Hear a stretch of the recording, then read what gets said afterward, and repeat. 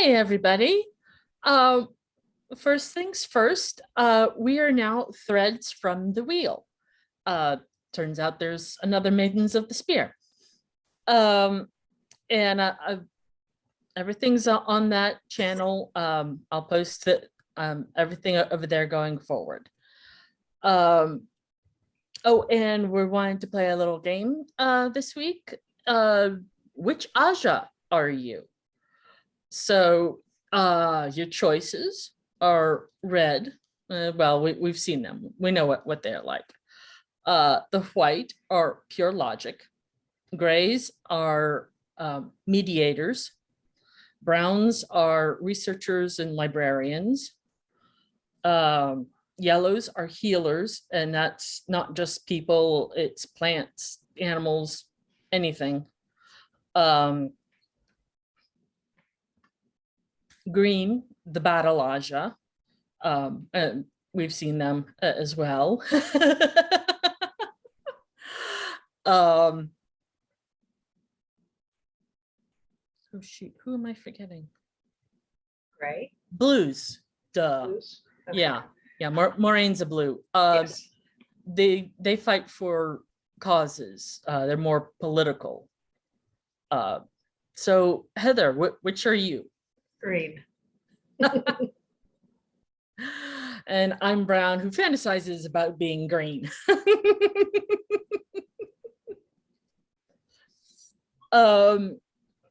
So let us know in the comments which Aja you would pick.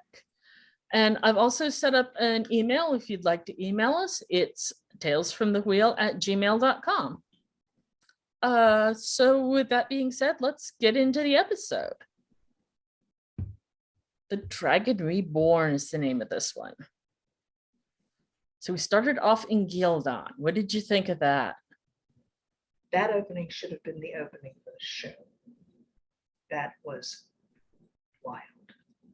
I love how they're representing Sidene and the taint on Sidene. And those voices in his head gave me the creepy crawlies. Yeah. Oh yeah.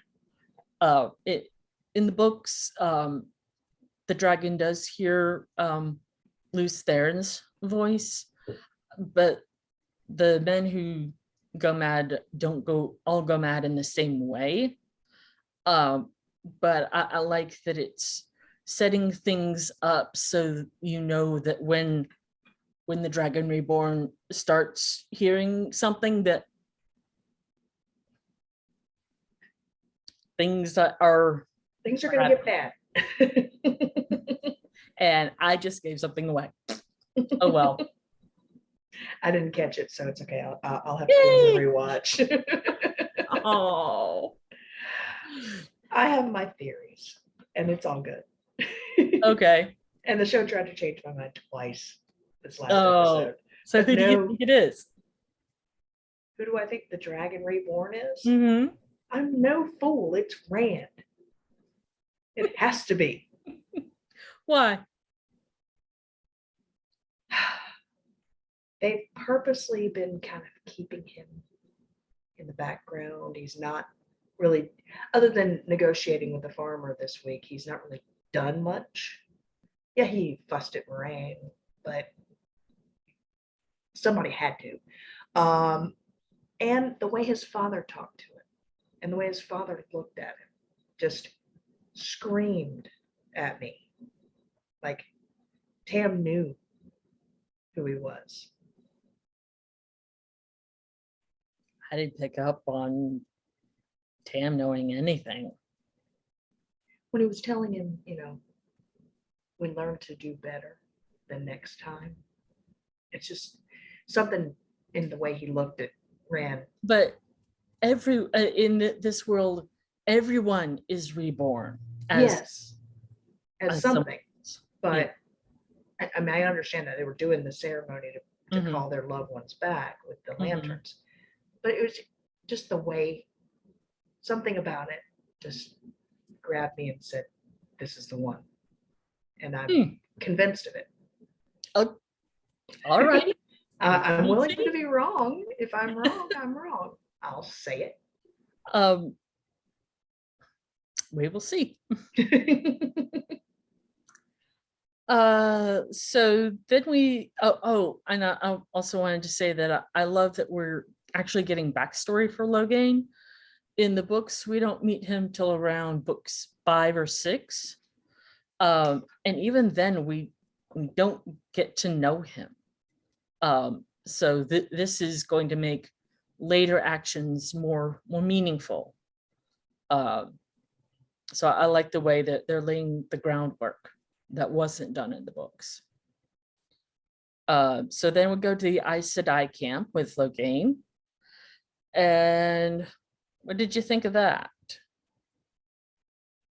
It was neat seeing the different sisters, and you knew even Mhm. before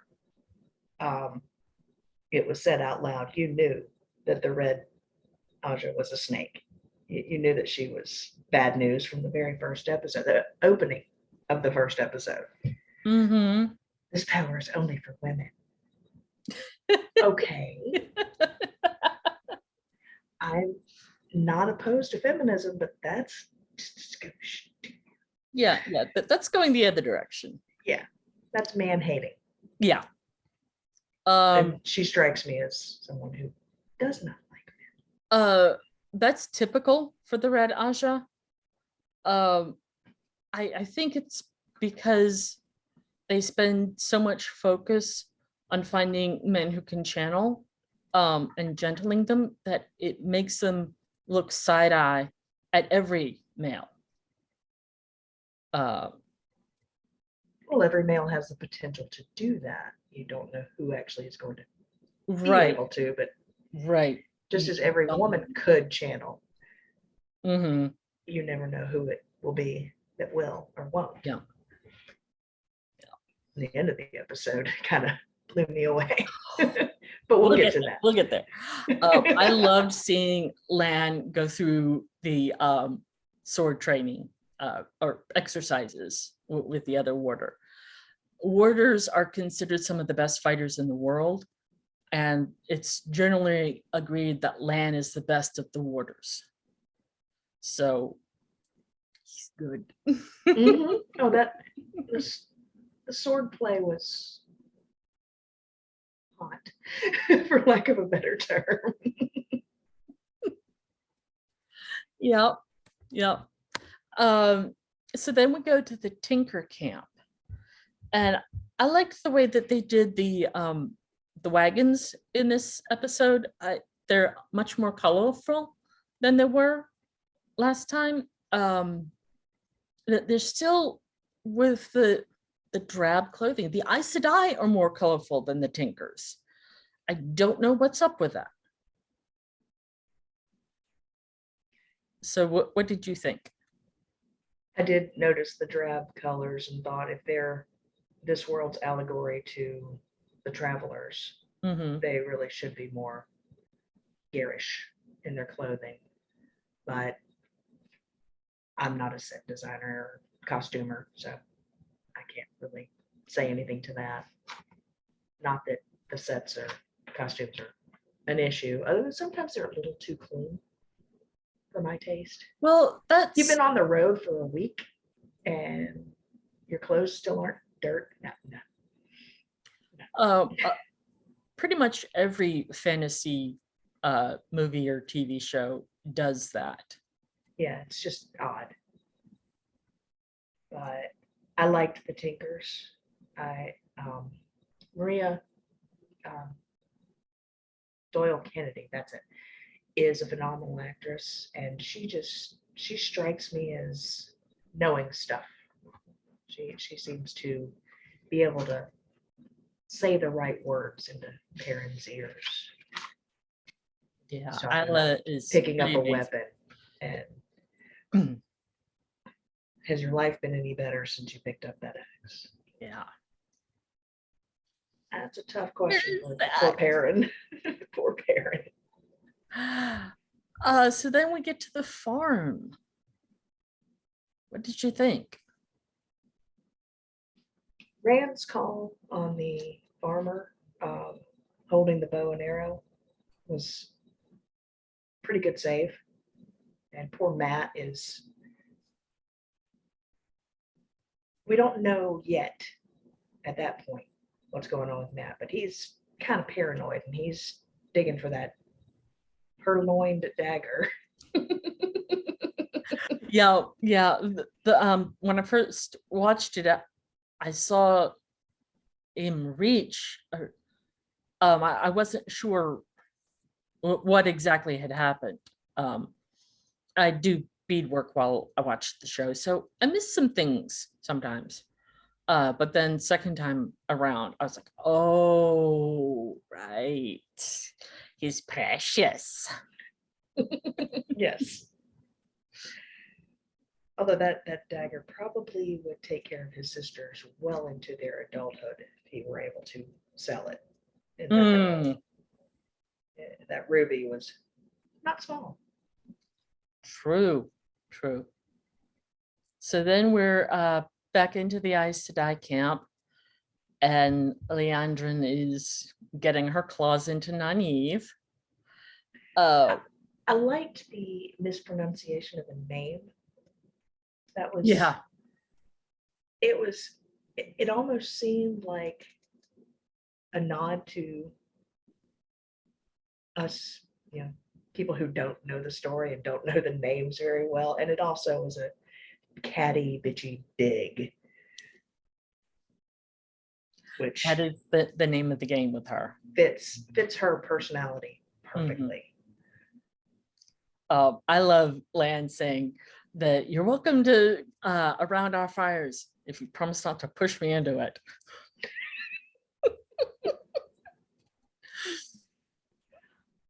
The division between the Aes Sedai, the Ajas, it's sad, but it's real world. Take any group of people, especially women, and separate them off a little clique, and then bring in another little clique and watch the catty ickiness happen. Yeah. So then we get to hear about the Way of the Leaf and Isla's backstory, which was sad. I was close to tears at that point for her. Yeah. But her comment about revenge was pretty cool.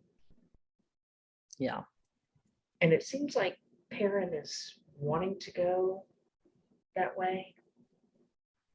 But he also knows that if he had been doing that when the Trollocs showed up, everybody would be dead. Yeah. Including himself. So yeah. He's tempted. He also knows it's just not practical for him. Maybe he was someone else. So then we get random Matt and Tom in the barn, and Matt starts coughing up his lungs. That can't be the corruption. That has to be the stuff from the Shadow City. That is Mashadar. Yeah. Okay. It has to be because the taint from Sidene is being shown as floating around the person, not crawling out of their mouth. Yeah. Yeah. In the books, we don't get a visual for that, and I like this decision of making it visual. Well, I mean, that's the name of the game in this medium. Yeah. And I love the little girl. And that was just, break your heart, precious. And giving she named her doll. She named her doll Brigitte, and that's a hero out of Legends, from their Legends. Okay. She carries a silver bow and arrow with which she never misses. Now what she said about protecting her at night makes sense. And she's known for wearing her hair in an intricate braid, and the doll's hair was braided. So precious. Oh yes. It makes what happens later that much Yeah. more hideous. Yeah, it hits harder with that. Nynaeve and the waters around the fire. She just busted right out with attractive. Yeah, and they're all just take a beat. They're like, what? Ow. Uh-huh. That was good. I liked that. That's a fancy name for a shit horseman.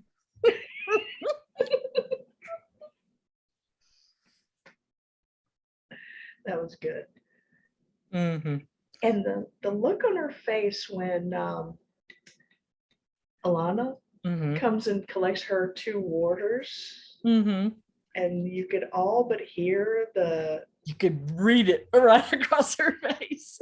bow chicka wow. And after she asks, and the other warrior's like, oh yeah. We're exhausted. You could also see the wheels turning Lan and Moraine. You know, is this the way all Aes Sedai are with their warders? It's not, but you could see her Thinking. mulling that Yeah. over. Yeah. Oh yeah. And then Lan goes off to Moraine's tent. And they have this cute little moment. Very tender. Mm-hmm. Very sweet. I love his line. I shouldn't have had a drink. You always get emotional when I drink. Yes, that was good. It's a great way of showing the bond with the How connected they are. Yeah. And it was neat to learn what Aes Sedai meant. Yeah. Servant of all. Mm-hmm. They have not been living up to it of late. At least in the books. Definitely not the Reds. More involved here. Definitely not the Reds. Yeah. So then we're back to the Tinker camp, and Perrin, I'm guessing, has been doing some blacksmithing and helping them fix that wheel. There's nothing Perrin loves more than to get in a forge.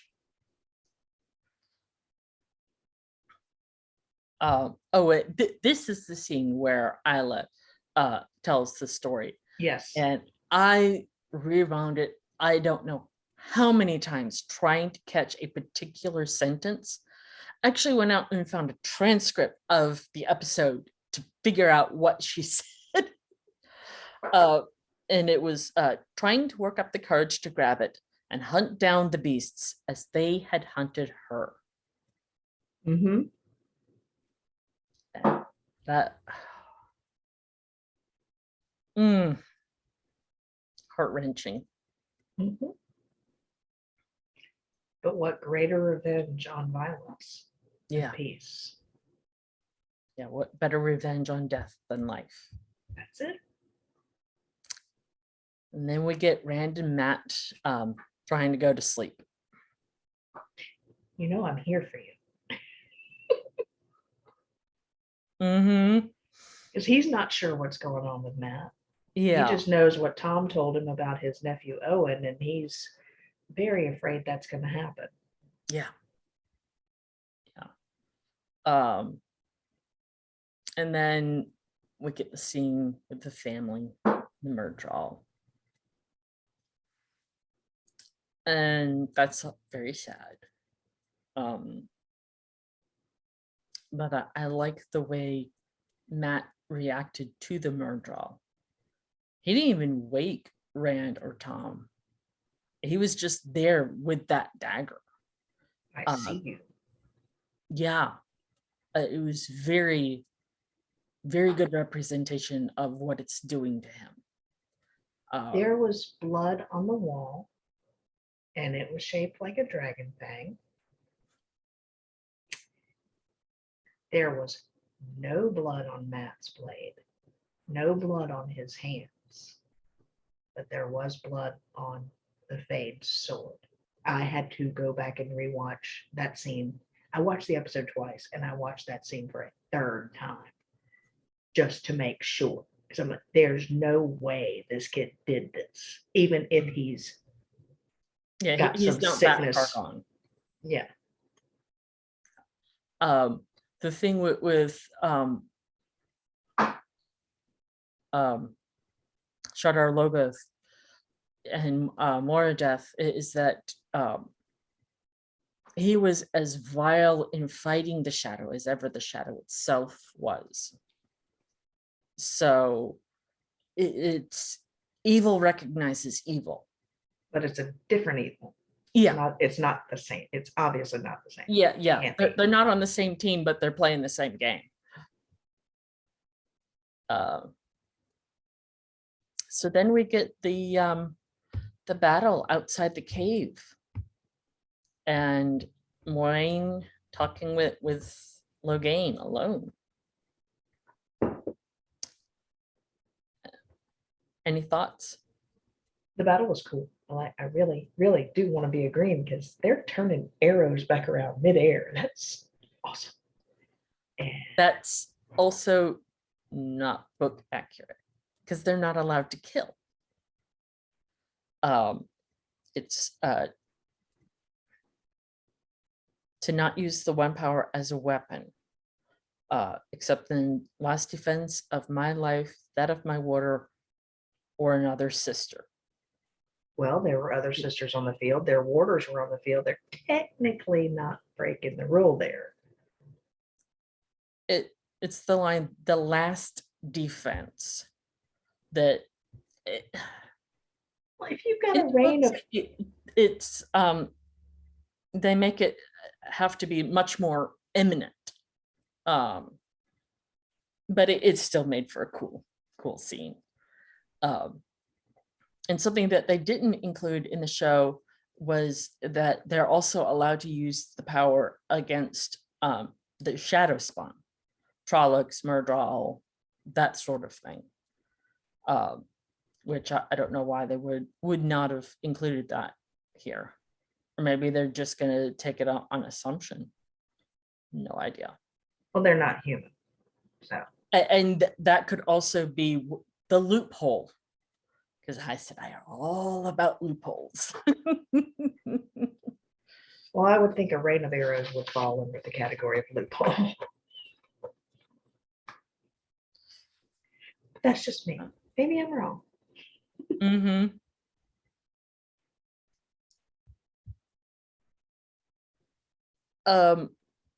So when Logain is breaking free, those spears of taint, for lack of a better word, they're splitting off from Sidene, and that was new. That and they actually had a physical manifestation. It blew me away. Well, they kept sitting there right in front of him and talking and saying things. And, oh, he's covered his ears up. Bull. That man was listening to every word. Because as soon as he heard that his people had arrived, poof, there goes everything. Mm-hmm. Including, I mean, his cage just burnt down. That was an amazing visual. Yeah.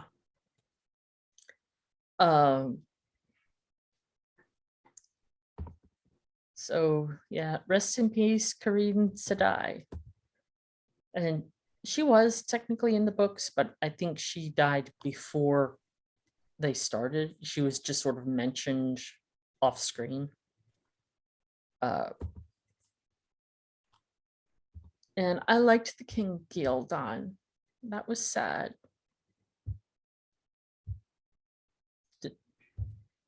He was one of the soldiers who fell. Yeah.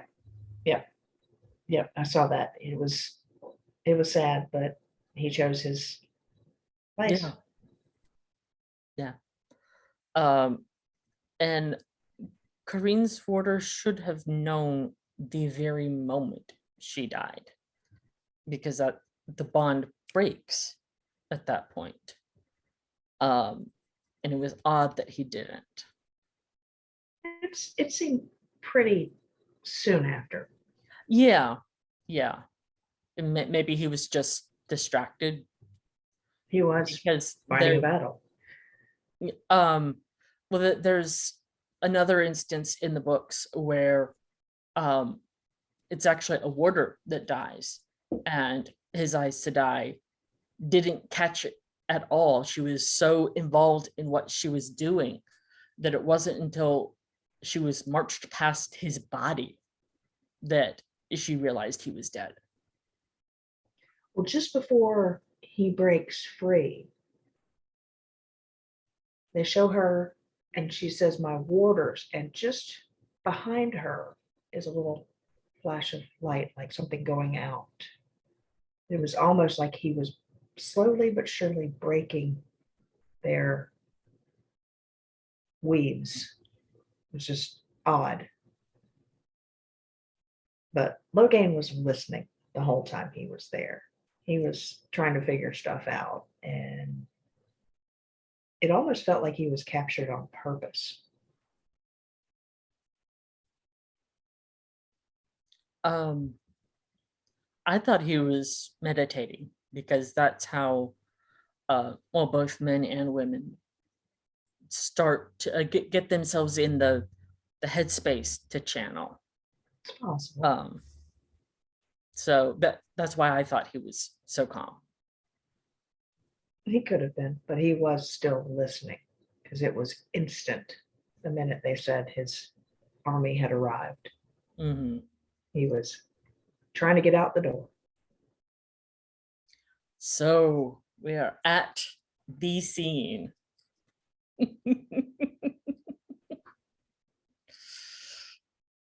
You reading your notes? A pinprick of candlelight to that will be the dragon, to that will, I can't even speak. A pinprick of candlelight to a raging sun. The comparison of what he has versus what the Dragon Reborn will have. And that scene was amazing.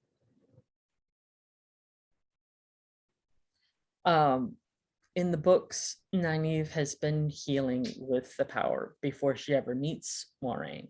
She just doesn't know it. They're the ones who are able to teach themselves are called wilders, and they all have what's called a block because Aes Sedai are generally feared so much that these women, their brains just put a wall up around it. Like, I can't be that. I can't be one of those evil witches or whatever. And Nynaeve's block was that she had to be extremely pissed off before she could channel. And it's the waste of life when someone's dying before their time that gets her to that place. So this was a beautiful scene showing all of that. Well, she had also been flirting with Alain Montrag. Yeah, yeah. I think she would have reacted more or less the same way. I maybe not healing everyone else, but certainly the person who was, you know, really about to die. Well, I don't think at that point she had any control over the healing. I think it was No, just it's all or no. nothing. Yeah, well, and that's the thing with wilders, because they don't realize they're doing it, they don't have control over it.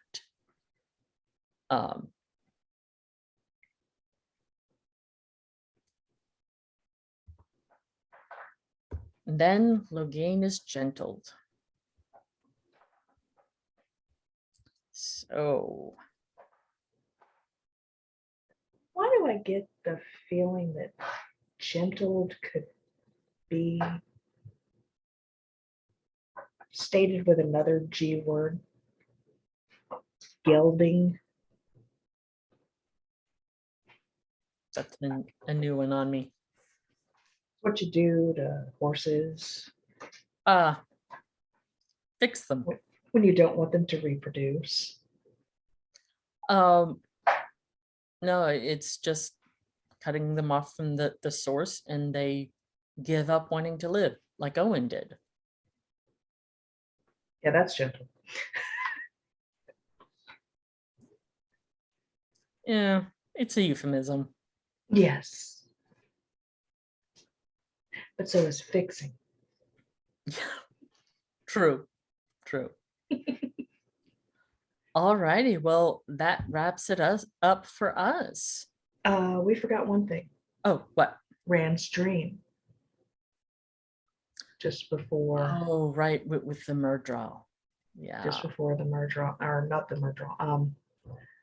Just before that scene with Matt, who didn't kill those people. I don't believe it. Yeah. No. He's walking and he sees Perrin hammering something, and it's bodies. And I wasn't sure if it was his wife, I or, think it was. but it But also looked like the Tinker Woman. And don't maybe know. it wasn't anyone in particular. I don't know. And Matt with a bloody hand. Mm-hmm. And then Egwene gets taken by what I wrote is the ember-eyed dude. Yeah, and I like how they're fleshing him out, if you will, but we're seeing more detail every time we see him. I like how they're doing that. So, any other final thoughts? I liked it. I can't wait for the next one. What do you want to see in the next episode? I want to see Perrin and Egwene do something. Have some near brush with danger, at least. But I don't know. Or maybe they get to hang out with the wolves again. Who knows? Just something different. Seems like they've been very peaceful. Mm-hmm. And poor Matt and Rand are. Yeah. They're the ones getting into all the trouble. Dana and the Fade. Mm-hmm. Oh, and I forgot to mention, Tom is a bad dude. Yes, he's very good with throwing knives. Yes. Mm-hmm. Yes. So, what do you think? Is he dead? Going up against that creepy thing, I don't know. I hope he had a lot of knives in his pockets, because when we left him, he was reaching. Yeah. Maybe we'll see next episode. Maybe later on. I don't want to see, if he does not make it, I don't want to see how. Oh, yeah, no. That no. I don't normally just fall right in love with a character. Mm-hmm. But Tom had me when he started singing. I just loved him. And stealing Matt's purse was just icing on the cake. That was beautiful. He didn't directly steal it. He stole it from the dude who stole it from Matt. Yeah. But it shows how good he is, at sleight of hand. Mm-hmm. And he does close-up magic as part of his Gleeman stuff. So, or dangerous in men, books anyway. Dangerous men know the past. Mm-hmm. Yeah. Knowledge is power. Always. So that does it for us. And this has been Threads from the Wheel. And we will see y'all next week. Bye. Bye-bye.